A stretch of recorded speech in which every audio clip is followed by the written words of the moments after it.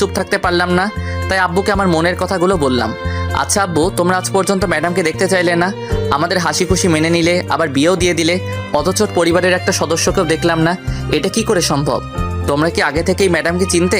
বলো না আব্বু, প্লিজ সব কিছু সত্যি করে বলো। আব্বু আমার কথা শুনে বেশ কিছুক্ষণ চুপ করে রইলেন, তারপর বললেন, আগে খাওয়া দাওয়াটা সেরে নিবি, চল তারপর সবকিছু বলবো।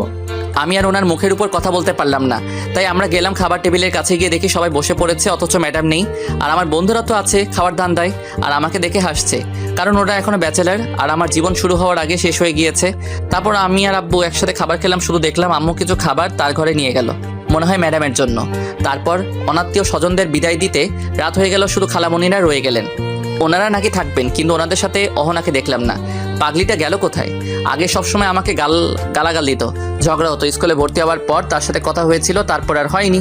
আমার বিয়ের কথা মনে হয় শুনেনি, শুনলেও বা কি, আমি শুনেছি ও নাকি চাকরি সূত্রে অন্য কোথাও থাকে। সেই যে ছোটবেলায় তাকে দেখেছি আর দেখিনি, শুধু মাঝে মাঝে ফোনে কথা হতো। এসব চিন্তা মাথা থেকে ঝেড়ে ফেললাম।